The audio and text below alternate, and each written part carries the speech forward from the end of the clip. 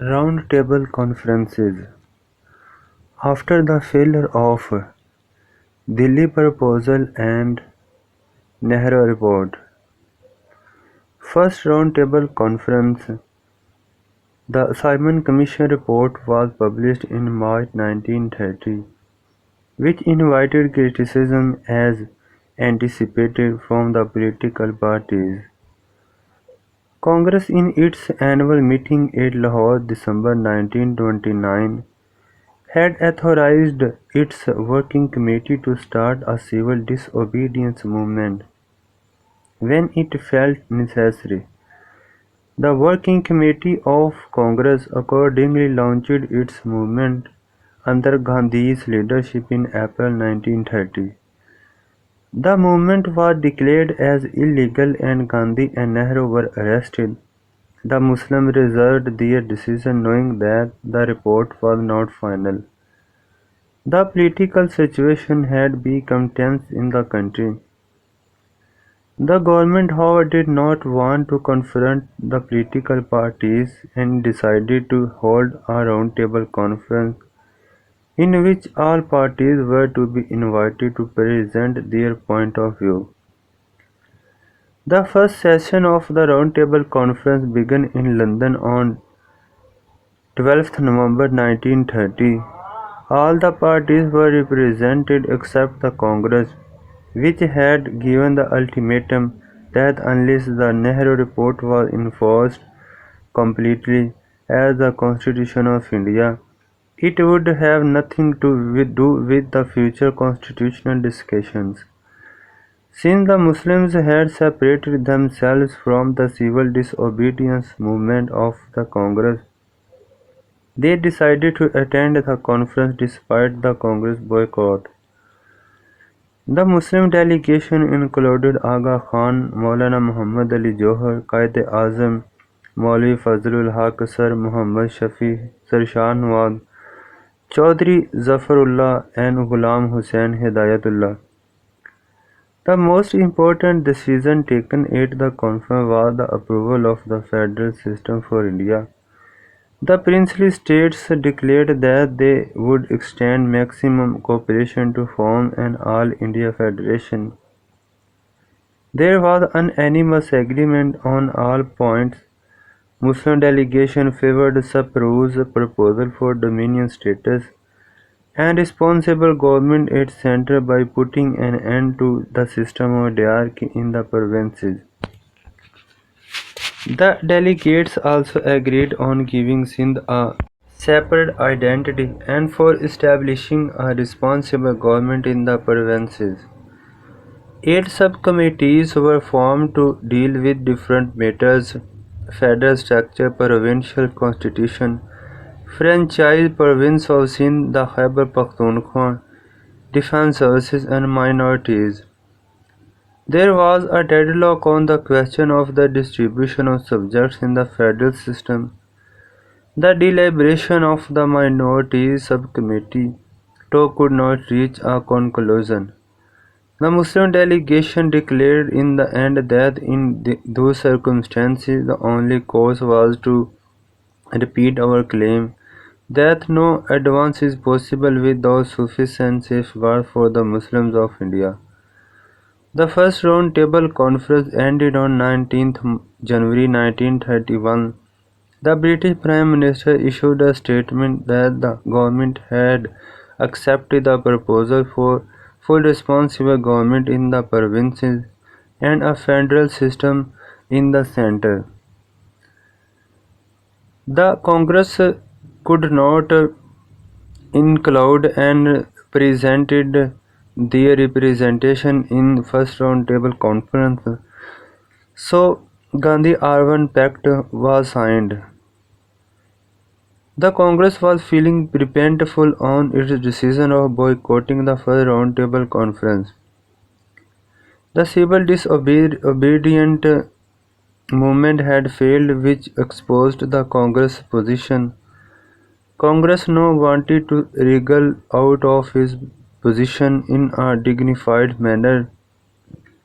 They were looking for an opportunity to come to terms with the government. On the other hand, the government was desirous of Congress' participation in the Second Roundtable Conference. The government had realized the importance of Congress and had understood that without Congress, any step for constitutional reforms would be difficult to implement.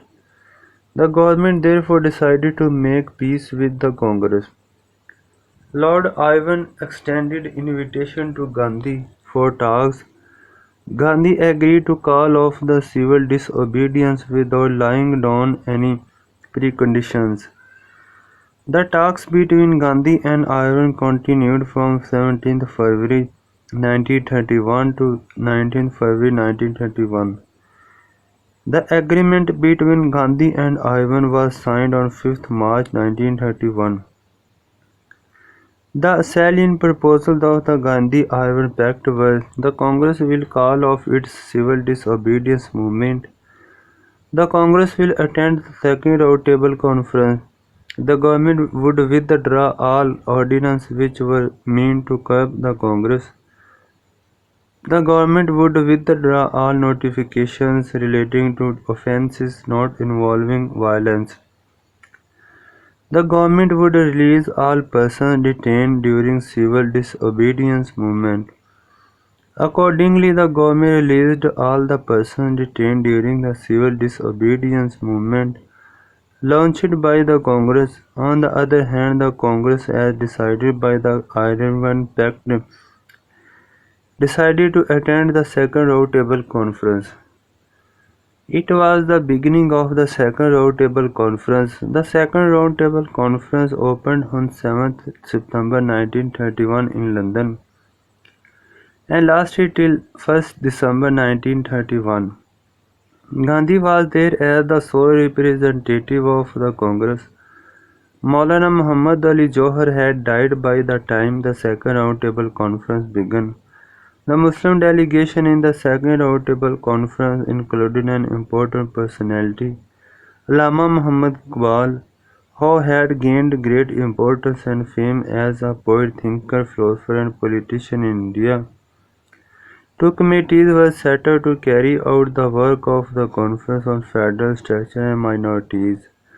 The most sensitive issue before the conference was the Hindu-Muslim relationship.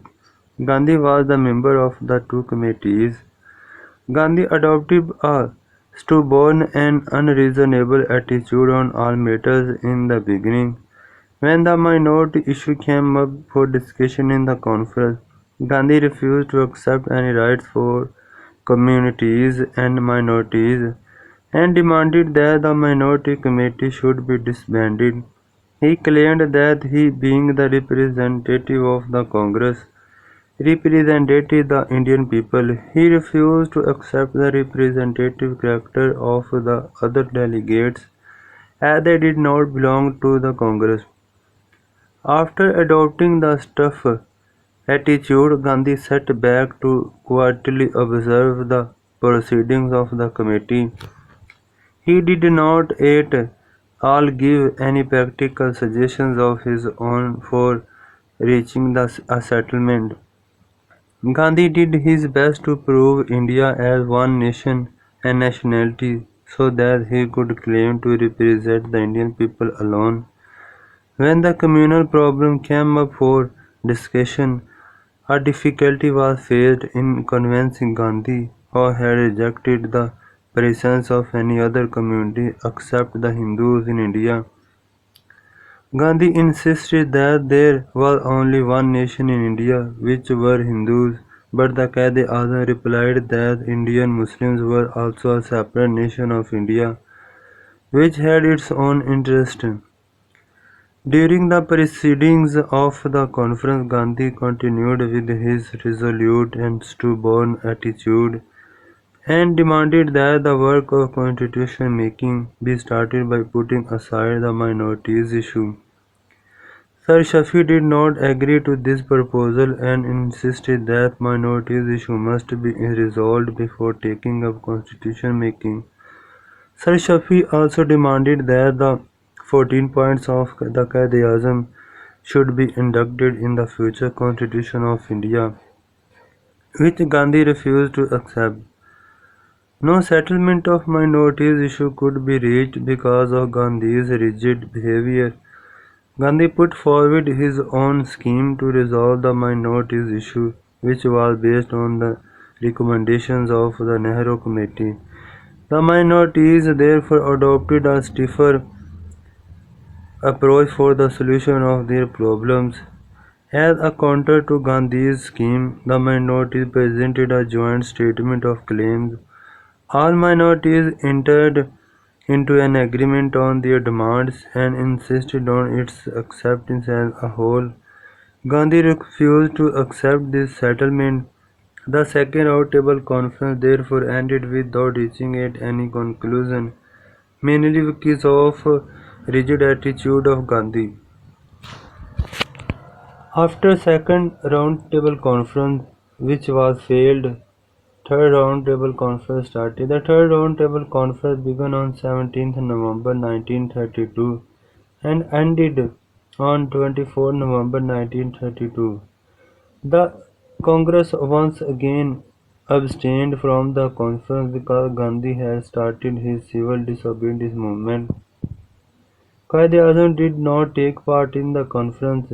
In his absence, Sir Aga Khan led the Muslim delegation. The Third Roundtable Conference could not solve the long-standing Hindu-Muslim problem and proved a mere formality.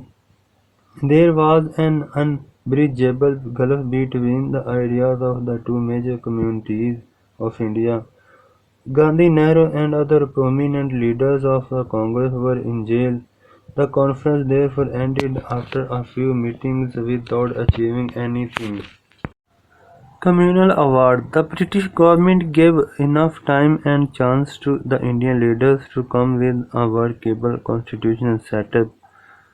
However, after vainly waiting for some mutual settlement among the Indians themselves, the British government published their own scheme known as Communal Award. In August 1932, it retained separate electorate for the Muslims and for all other minorities, but the Muslim majorities in Punjab and Bengal were reduced to minorities. The Indian political parties rejected the award. Gandhi, however, managed to win over Dr. Ambedkar to renounce the award for the untouchables. The Muslims too were not happy with the award as it reduced their majorities in few provinces. The award was announced by the assumptions of British themselves, so it was not concerned and related to the Indian people and their settlement. So it was also a failed struggle by the British to resolve the problem of the constitution.